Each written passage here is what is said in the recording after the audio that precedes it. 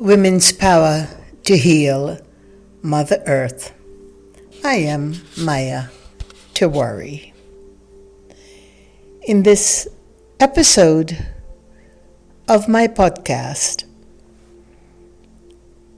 I want to address some of the major cognitive disconnect that wars create.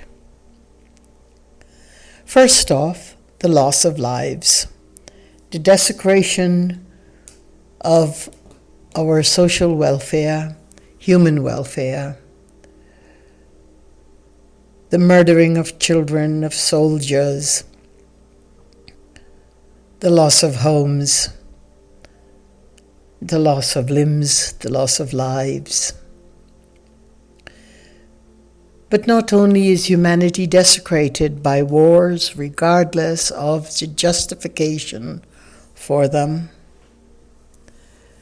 the playing field is Mother Earth.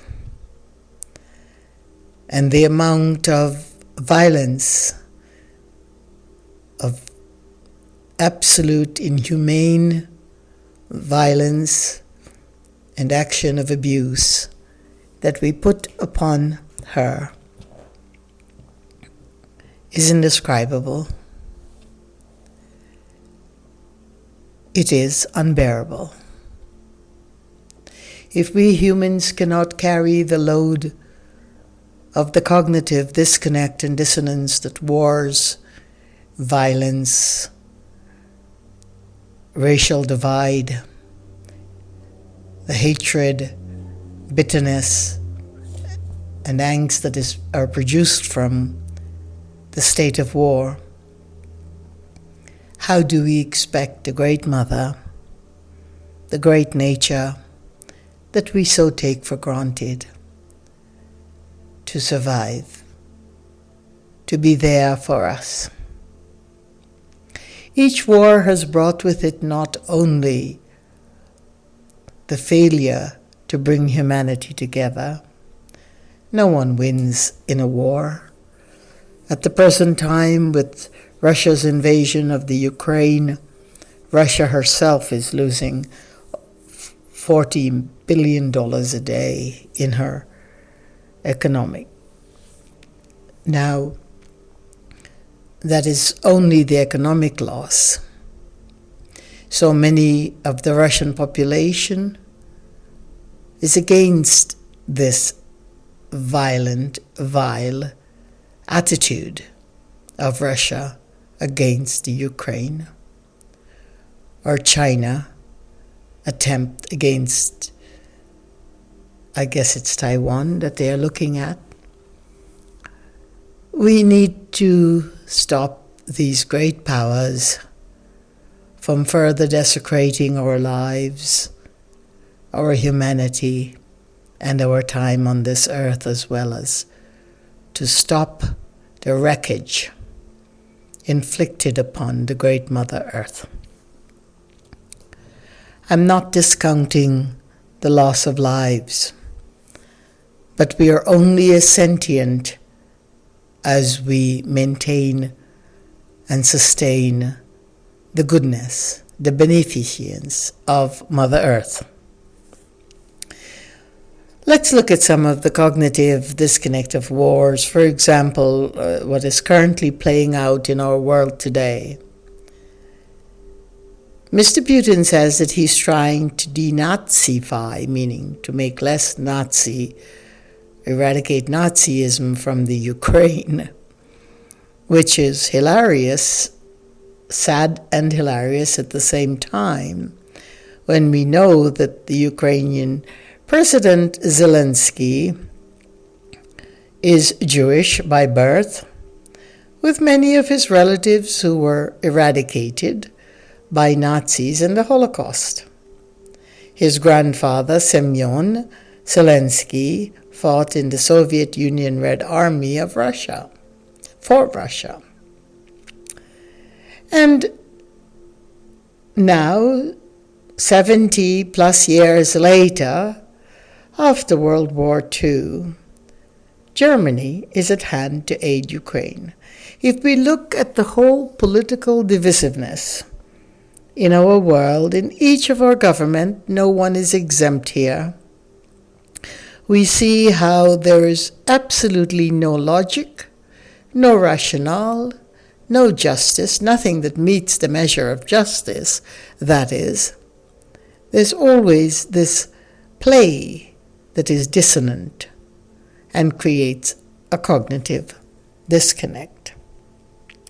As you know, my many decades of work has been invested in the protection of Mother Earth, ways in which we can understand her grandeur and the anatomy and her network of memories, vibration, of food, and the way this is all connected to each and every living species of her lands and waters and air, but most especially to human sentiency.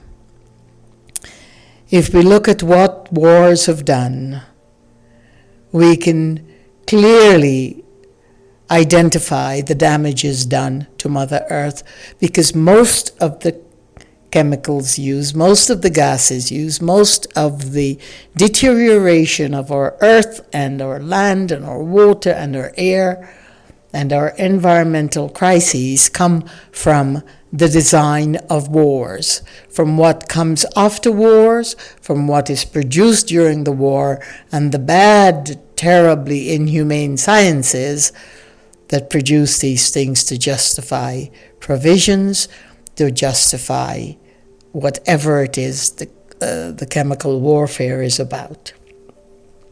The 21st century can be seen as the time of our worst food shortages, the push for food security, for neoliberalism in foods, and so on. The past 50 years, more than 130 million people died from food shortages, malnutrition, famines, death. Today, we stand at 90 million people currently living in the state of crises.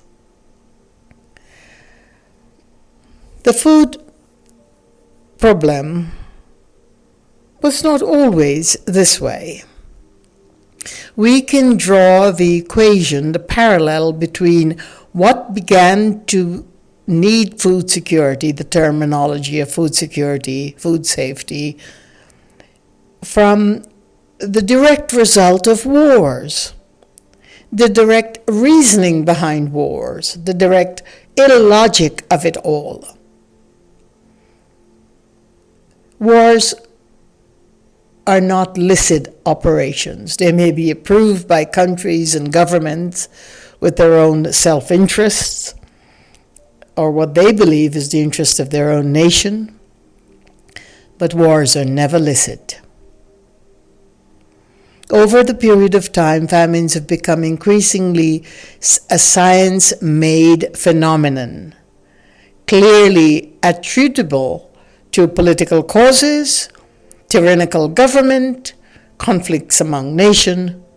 The phantom of massive food shortages, whether real or imagined, has been with us for at least the last century, well, let's say since World War I. With World War I, we can contribute these incredible elements into our Mother Earth.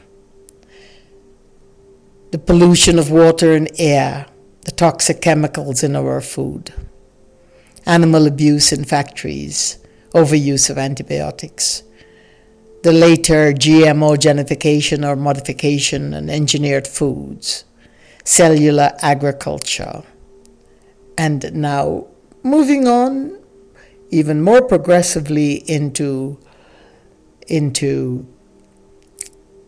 other scientific, what they call improvement, which is abhorrent to the very nature of what we call food or the sentiency of Mother Earth. Today's global food system is about profiteering. Conglomerates leave us with food insecurity, obesity, and a cross-species barrier of diseases that threaten the health and welfare of the entire world population, I would say. Let's look, for instance, what happened in 1914.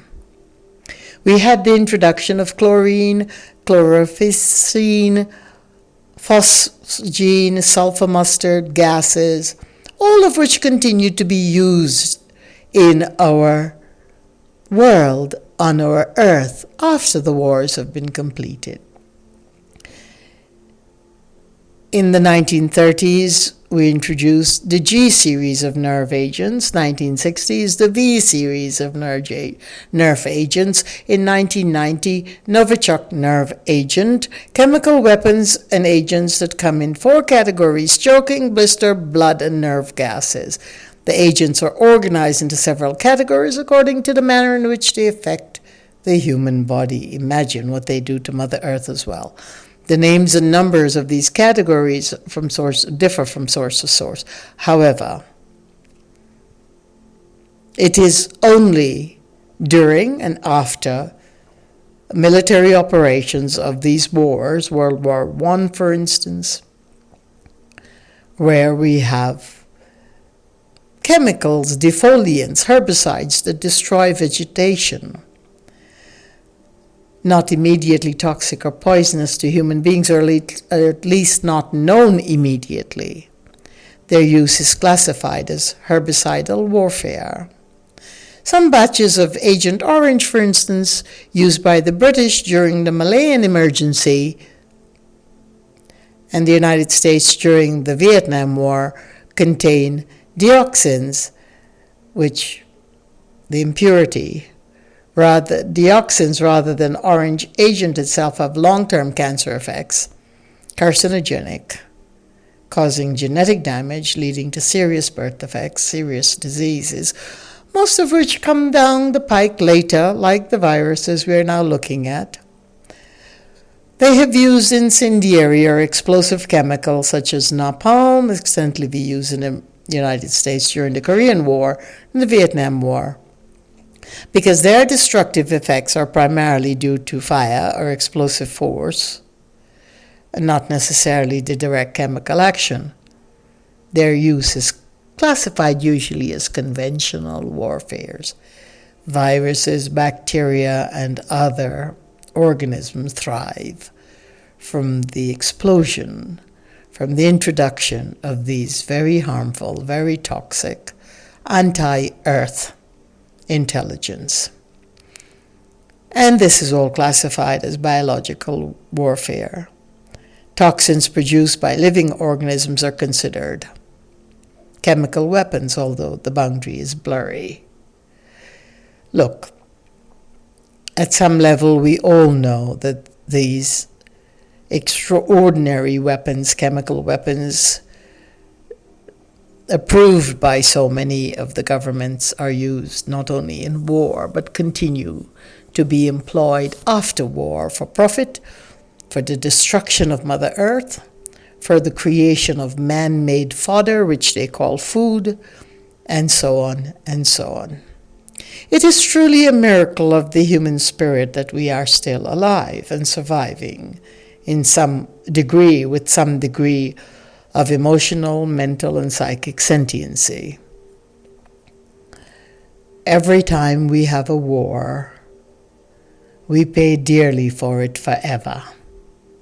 It all simply adds to the already phenomenal chaos that each war leaves behind. The legacy of every war has been to kill Mother Earth, to desecrate her, and to continue to desecrate the spirit of humanity.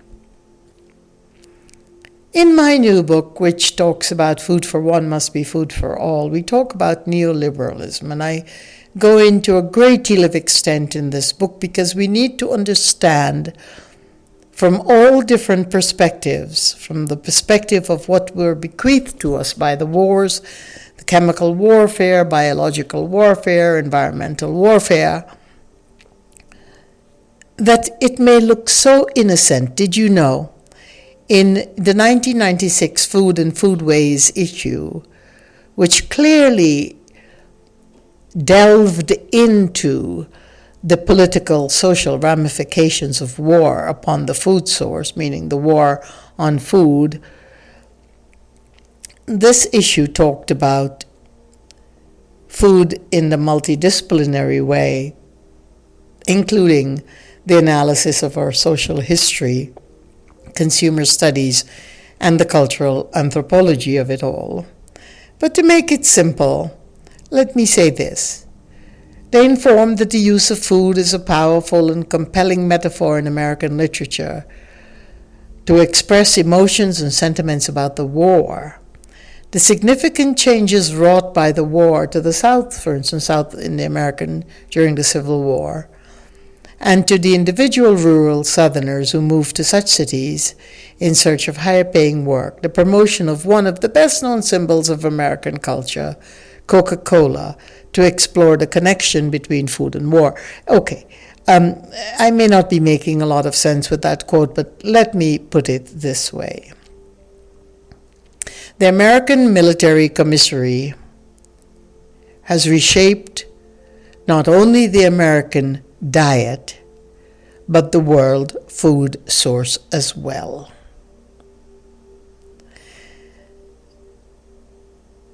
There are many threads and themes explored in the work of the Food and Foodways article that talks about the current state of food within the U.S. military, using commissaries as a case study, where the growth of that network has simply influenced all of our foods. Brand names, foodstuffs found in the commissaries such as Kraft, mayonnaise, cheese slices, Keebler, cookies, Rice Krispies, all packaged foods, for instance, most of the cereals, canning in tin cans, all of it were created to aid our soldiers and to aid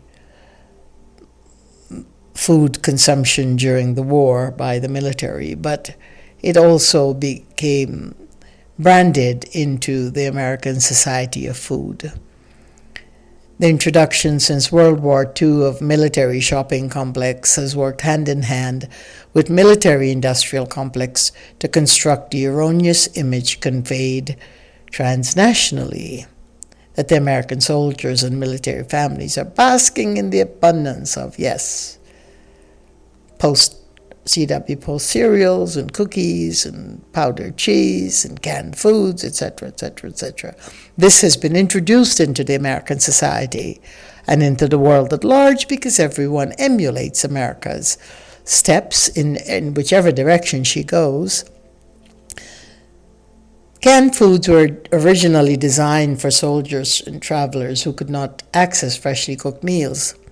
Immediately after World War II, surplus provisions were provided into supermarkets and manufacturers, mostly to ensure their own survival, but it began the marketing trend of canned and packaged foods, meaning food that has very little life force in it, food that were already beaten down to fodder, and that it kept us alive, but basically had no health value. And from there on, we went on into many other food techniques, such as the Green Revolution, the GMOs, the engineered foods, and now into, oh my goodness, the smart dust is on its way as well. And we'll talk more about that in another episode.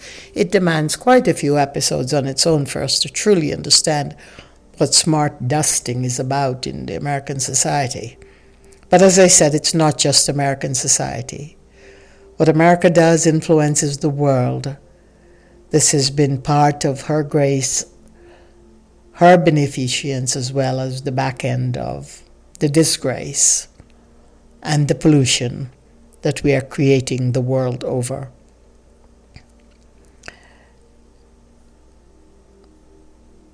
We have to begin to understand that every bit of The suffering that we are experiencing on Mother Earth is a direct result of what has been created for wars, during the wars, whether it is to feed the soldiers and the military or to broadcast it at large as the thing to do in our American marketplace and our supermarkets and into our homes and kitchens and into the bellies of our children.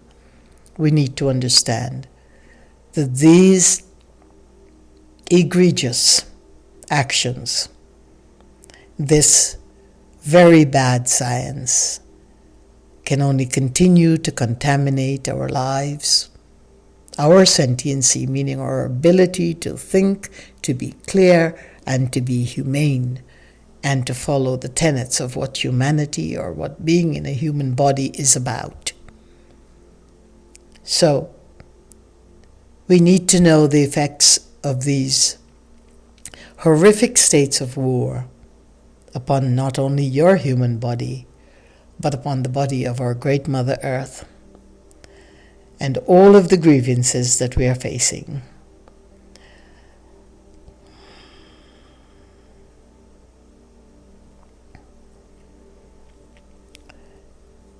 This goes beyond nations, beyond cultures.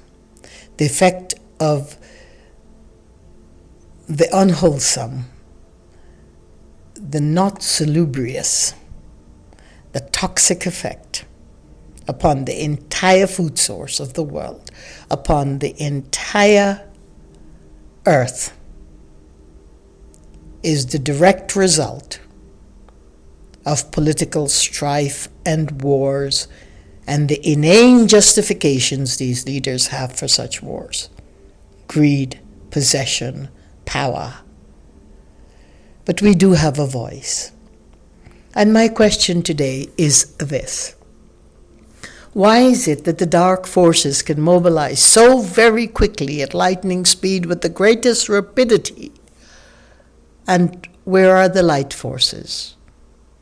Why is it we have so many divisions in the light forces, so much individualization that we cannot mobilize at any rate that is even 10% the speed of the dark forces? This is something to think about. And this is Maya Tewari. Thank you for listening. Peace be your journey. Please contemplate what I'm saying. Until next time, peace be your journey, and the Goddess bless you.